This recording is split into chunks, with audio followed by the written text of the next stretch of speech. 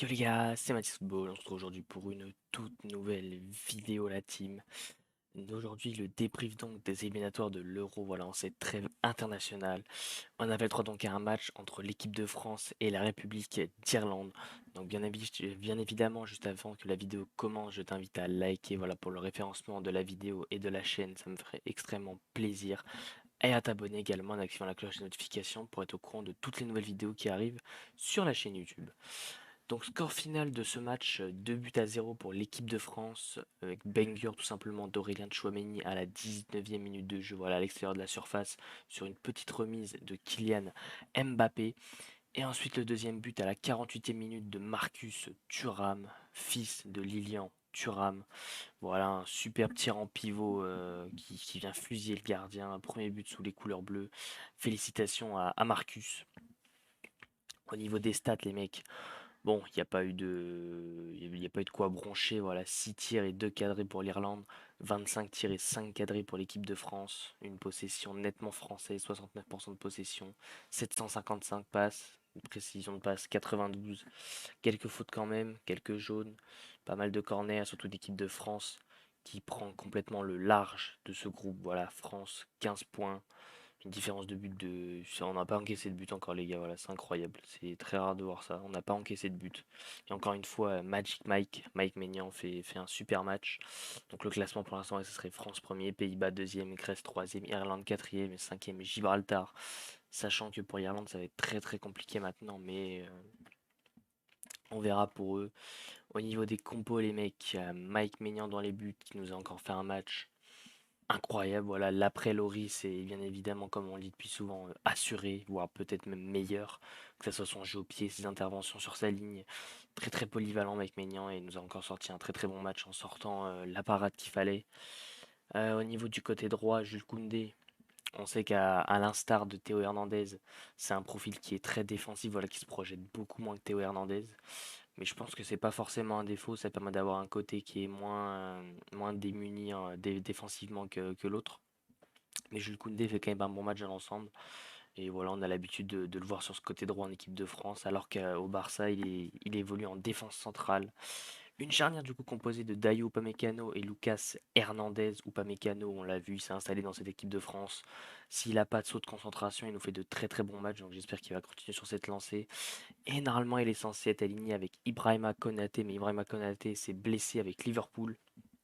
Donc bien évidemment, il a titularisé à la place Lucas Hernandez qui fait un très très bon début de saison avec le Paris Saint-Germain, voilà, qui revient très fort après cette blessure à la Coupe du Monde, les ligaments croisés, il y a 9 mois déjà. Donc voilà, Lucas Hernandez qui fait un très très bon début de saison et qui mérite cette sélection.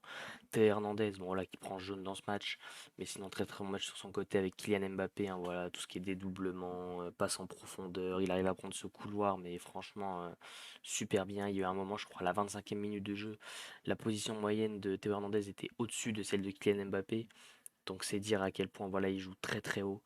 Mais très très grand match de Théo Hernandez, voilà, qui vient glorifier son début de saison et même sa saison dernière qui était incroyable avec le Milan AC. Puis voilà, on est très heureux de l'avoir sur ce côté gauche.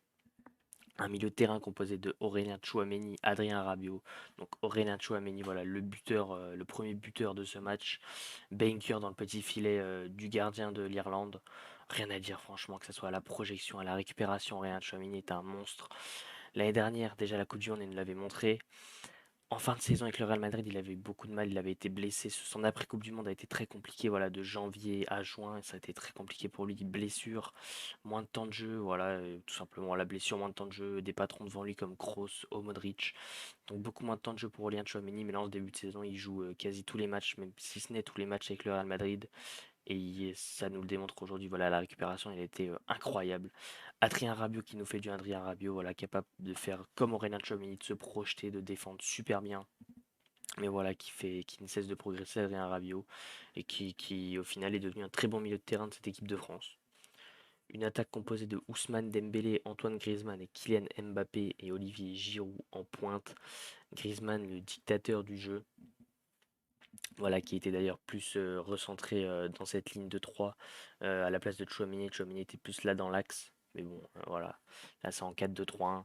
Donc Griezmann, pareil, c'est un peu un Tchouaméni, mais qu'on voit moins. Voilà, je sais ce qui grince, les gars. Ouais, Griezmann, franchement, très très fort hein, dans l'intelligence de jeu. Et puis même maintenant, il a cette faculté défensive qu'il avait déjà plus ou moins avant, mais là qu'il a encore plus qu'avant, capable de redescendre pour aller gratter des ballons, toujours donner le ballon au bon moment et dans le bon tempo et bien. Donc franchement, très très fort Griezmann, Dembélé, Mbappé. Mais du Dembélé, Mbappé, les mecs, franchement, je peux pas épiloguer sur ces deux mecs. Voilà, tout simplement, c'est dribble à répétition, percussion à répétition, capable de rentrer dans les petits espaces. Voilà, très très grand match de leur part. Dembélé, pas de but. J'ai l'impression de jamais le voir marquer, mais bon, c'est pas grave. Et Mbappé qui a pas marqué non plus, mais qui a eu un but refusé. Et Olivier Giroud qui est sorti sur blessure, lui, en première mi-temps, suite à une gêne à la cheville. Donc on espère que ça ira bien. Apparemment, ça va bien pour lui. Donc je pense que ça devrait aller. Du côté des entrants, on a eu le droit à Benjamin Pavard, Eduardo Camavinga, Marcus Thuram, le buteur, donc le deuxième buteur, William Saliba, meilleur défenseur français. Ah, je vous le dis, il est passé à l'OM, meilleur défenseur français, les gars. Et une autre entrée, Kingsley Coman, et le vivier tout simplement qu'on a en équipe de France encore derrière. Brice Samba en deuxième gardien, Axel Disassi, Kolo Muani, Todibo, Fofana, Camara et Areola. Voilà, beaucoup, beaucoup de monde du côté de l'équipe de France. Du côté de l'Irlande, les mecs, je connais pas grand monde. Mais voilà, Bazounou, ça a été très très compliqué pour lui de faire de bonnes parades. Il en a sorti quelques-unes. Mais sur tout ce qui est frappe de loin, il a eu beaucoup de mal. Il y a un moment, il se trouve sur le but refusé de Kylian Mbappé. Une défense qui a eu un peu de mal quand même, qui se faisait très souvent prendre dans le dos et qui se faisait très souvent niquer par un Dembélé Mbappé, faut le dire. Mais dans l'ensemble, ça a été. Et sinon, un joueur qui m'a beaucoup impressionné dans ce match, c'est Ogbene, qui a fait très très mal, mine de rien, à Théo Hernandez. Voilà, le joueur de Luton Town, récemment promu en Première Ligue. Et sinon, c'est plus ou moins tout ce que j'aurais à dire sur ces joueurs, les gars, parce que vraiment, je connais pas l'Irlande du Nord, je vais pas faire semblant. Donc, et puis, bah, je pense que c'est plus ou moins tout pour moi. Comme d'habitude, si la vidéo vous a plu, je vous invite à liker, comme je vous l'ai dit, pour le référencement de la chaîne et de cette vidéo, à vous abonner en activant la cloche des notifications pour être au courant de toutes les nouvelles vidéos qui arrivent sur la chaîne YouTube et à commenter aussi bien évidemment en me donnant vos tops et vos flops de ce match, que ce soit côté équipe de France ou côté République d'Irlande. En tout cas les mecs, c'était tout pour cette vidéo, c'était Mathis Football, ciao l'équipe.